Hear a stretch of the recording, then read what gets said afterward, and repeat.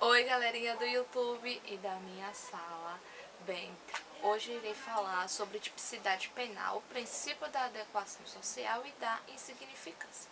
Mas antes de destrinchar sobre cada tema, vamos retroceder um pouco e falar sobre a evolução histórica do tipo penal. Bem, eu separei 3 fases para essa evolução histórica. A primeira é a teoria de Belli.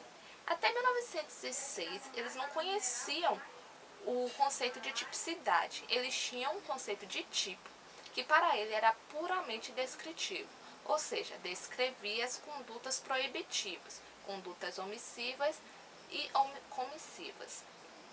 Bem, a segunda, e para eles era neutra, não tinha valor. A segunda teoria é a teoria neocantista, que ela não trouxe grandes alterações para a teoria de Belli.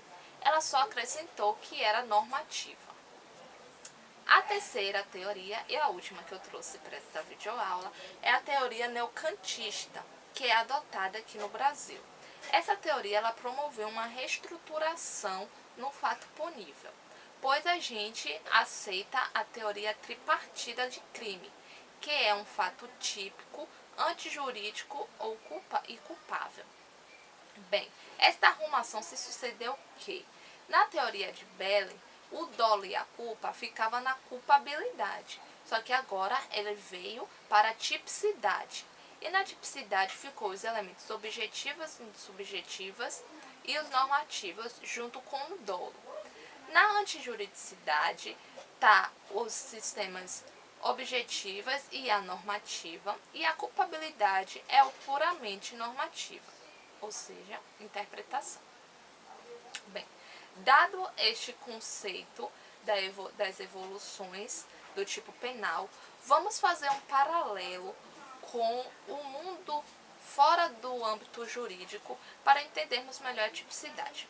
Um exemplo, quando a gente fala que algo é típico de uma região, estamos querendo dizer que aquilo pertence àquela região. Um exemplo, uma dança, uma comida, referentes ao norte do estado, do Brasil. Quando a gente diz que essa dança, essa comida é típica, é porque pertence àquela região. Trazendo essa analogia para dentro do mundo jurídico, é a mesma coisa. Quando um fato acontece, pertence ao direito penal. E dentro desse fato, para que seja do direito penal, alguns requisitos que devem encaixar para se formar a tipicidade. Bem, o direito penal brasileiro ele é minimalista, ou seja, o direito penal está ligado com o princípio da intervenção mínima, o último ratio, pois é utilizado somente em casos específicos para tutelar bens mais relevantes. Então, já temos que o direito penal traz a tipicidade como algo pertencente dele, certo? O conceito de tipicidade vai, antes de dizer bonitinho para anotar no caderno, vou fazer umas ressalvas. A conduta humana tem que gerar um resultado. E esse resultado é a ligação do nexo causal, que precisa ter vontade e consciência para produzir um resultado. Tirando dessa conduta, nexo causal e resultado, tem que haver a adequação típica, que é o tipo penal, o que é previsto na lei, que é a pena em abstrato. Um exemplo clássico para a adequação típica é o artigo 121, que diz matar alguém. Certo. Sobre o conceito bonitinho para deixar no caderno. O fato típico é composto pelo agente, previsto com dolo, culpa, omissão e comissão, pelo resultado e pelo nexo causal. Mas é necessário que haja uma prevenção na lei, uma pena abstrata para ser denominada de tipo, certo? Temos o conceito de tipicidade. Só que a tipicidade, ela tem suas espécies. Tem a tipicidade formal, material e a conglobante. A formal é quando há simplesmente uma adequação perfeita ao fato da norma. Vou dar um exemplo para ficar mais claro.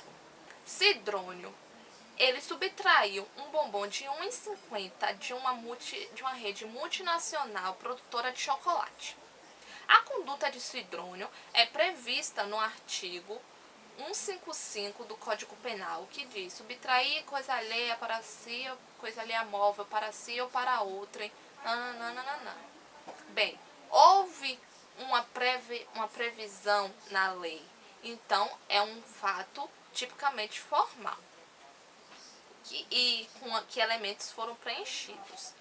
Já a tipicidade material refere-se à lesão ou ameaça de lesão ao bem jurídico protegido. Porém, precisa que seja realizada uma análise da significância desse bem.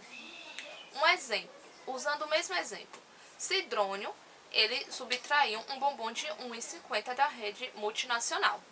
Só que ao verificar a tipicidade material, 1,50 não fere o patrimônio de uma rede multinacional. Lembra que eu falei sobre a intervenção mínima? Então, o direito penal ele só interfere quando o bem tutelado, um bem jurídico tutelado de mais importância é ameaçado. Ou seja, precisa gozar desta importância para o direito penal atuar. Desta forma, deve haver uma exclusão de tipicidade de tipos penais, aquele que é chamado de princípio da bagatela. Mas isso vamos lá para frente, que eu direi com mais precisão. A terceira espécie é a conglobante, que surge quando é comprovado que a ação cometida pelo agente não é normativa, ou seja, contrária à norma penal.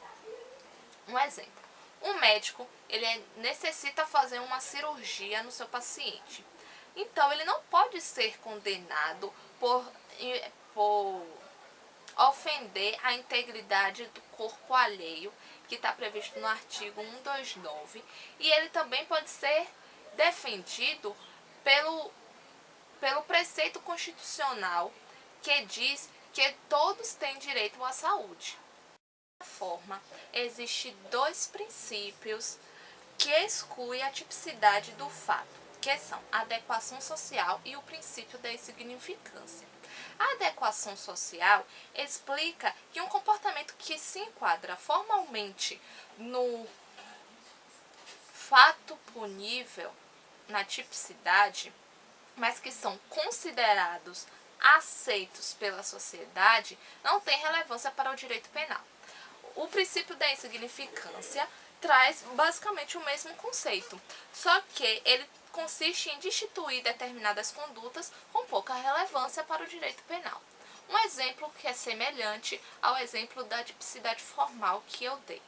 Saturnina, ela vai a um supermercado, na seção de hortifruti, e come algumas uvas expostas. A conduta de Saturnina está prevista no artigo 155, então ela é tipicamente formal. Só que ela não tem relevância para o direito penal, sendo que é uma conduta aceita para a sociedade.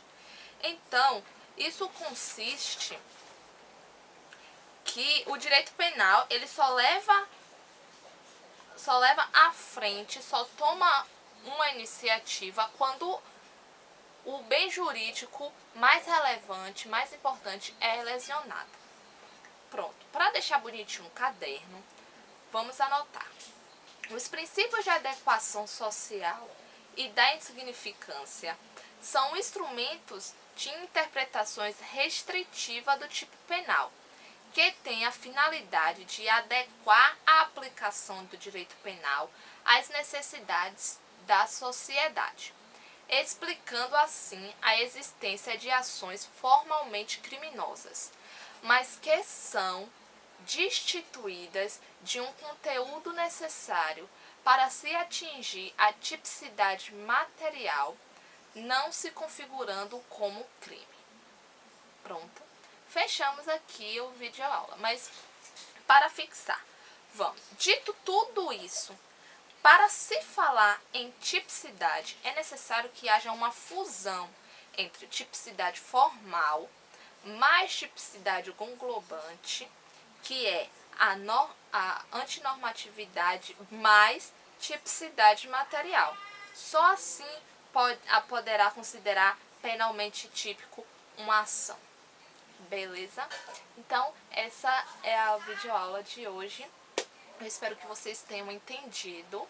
Se tiverem dúvida, não perguntem.